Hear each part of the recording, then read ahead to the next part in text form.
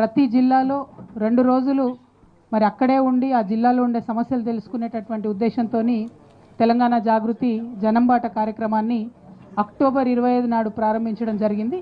October 25 నుంచి మరి జనంబాట కొనసాగుతున్నటువంటి నేపథ్యంలో మధ్యలో పంచాయతీ ఎన్నికలు, గ్రామ పంచాయతీ ఎన్నికలు వచ్చినాయి కాబట్టి ఆ 15 రోజుల్ని ఎక్కడైతే ఎలక్షన్ కోడ్ లేదో మేడ్చల్, మల్కాజ్గిరి జిల్లా, హైదరాబాద్ జిల్లా, ఈ జిల్లాలలో పర్యటన షెడ్యూల్ని మేము సవరించుకొని ఇక్కడ పర్యటన చేస్తూ ఉన్నాం.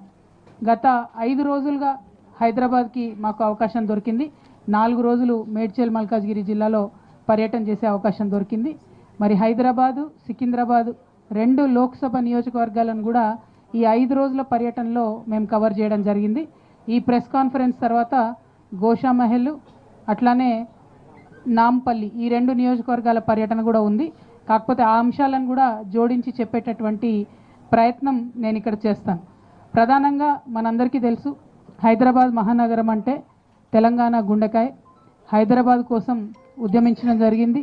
ఆనాడు హైదరాబాద్ లేకుండా తెలంగాణ ఇస్తామని చెప్తే కూడా దానికి ఒప్పుకోకుండా తెలంగాణ వాదులందరం కూడా ఎట్టి పరిస్థితుల్లో హైదరాబాద్ని విడిచేదే లేదు, తెలంగాణ అంటేనే హైదరాబాద్, హైదరాబాద్ అంటేనే తెలంగాణ అని చెప్పి పట్టుబట్టి కొట్లాడి హైదరాబాద్ సహితంగా ఉన్నటువంటి తెలంగాణ రాష్ట్రాన్ని సాధించుకోవడం జరిగింది. ఆ తర్వాత హైదరాబాద్ ఎప్పటికైనా గ్రోత్ ఇంజన్గా ఉంది. ఆ హైదరాబాదు ఇంకా పెద్ద ఎత్తున అభివృద్ధి చెందడానికి అనేక కార్యక్రమాలు గత 10 సంవత్సరాల కాలంలో చేసుకోవడం జరిగింది. డెఫినెట్గా ఉమ్మడి ఆంధ్రప్రదేశ్ కన్నా బెటర్గా హైదరాబాద్లో కేసీఆర్ గారి నేతృత్వంలో కార్యక్రమాలు జరుపుకున్నాం. కానీ మరి అనేక అంశాలు కూడా ఉన్నాయి, ఇంకా కూడా ముందుకు తీసుకెళ్లాల్సినటువంటి అంశాలు. పైగా హైదరాబాద్ అంటే ఇప్పుడు విలీనం చేసినటువంటి 27 మున్సిపాలిటీలను కలుపుకుంటే 1 కోటి మంది పైచిలకు ఉండేటటువంటి నివాసం ఉండేటటువంటి ప్రాంతంగా ఇప్పుడు హైదరాబాద్ అయ్యింది. మరి గవర్నమెంట్ 27 మున్సిపాలిటీలను అడిషనల్గా కలిపినప్పుడు అంతమందికి 1 కోటి మందికి వసతులు ఉన్నాయన్న విషయాన్ని మాత్రం విస్మరించారు. అంటే ఎగ్జాంపుల్, ఒక చిన్న ఎగ్జాంపుల్, ముందు హైదరాబాద్ మహానగరంలో 7,700 పైచిలకు ఆర్టీసీ బస్సులు ఉండేటివి, సిటీ బస్సులు. ఇప్పుడు ఫ్రీ బస్సు వేసి 3,500కు వాటిని తగ్గించారు. 3,500 బస్సులకు తగ్గించి ఇంకా 27 మున్సిపాలిటీని ఇందులో విలీనం చేసిండ్రు. అంటే ఒక సామాన్య మనిషి శివారు మున్సిపాలిటీస్లో ఉన్నటువంటి వాళ్ళు కోర్ హైదరాబాద్కు వచ్చి పని చేసుకోవాలనుకునే వాళ్లకు రవాణా సౌకర్యం ఎక్కడుంది అనేది మనం ఒకసారి ఆలోచించాలి.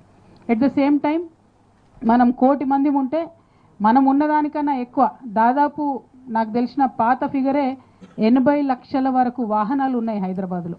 అంటే రోడ్లు ఎంత జామ్ అవుతాయి, పబ్లిక్ ట్రాన్స్పోర్ట్ లేక ఖచ్చితంగా ప్రైవేట్ వాహనాలు కొనుక్కొని వాడుకోవాల్సిన పరిస్థితి వచ్చింది.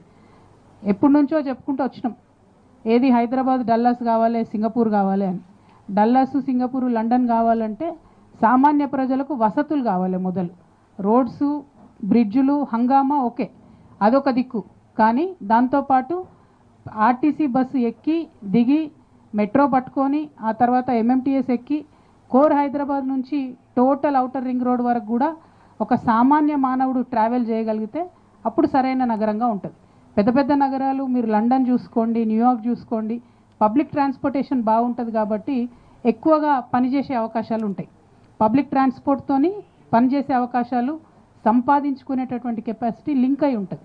కానీ దాని మీద మనం దృష్టి తగ్గించినాం. ఇప్పుడేం జరుగుతుంది, ఆర్టీసీలో ఎలక్ట్రిక్ బస్సులు పెడతామని చెప్తున్నారు.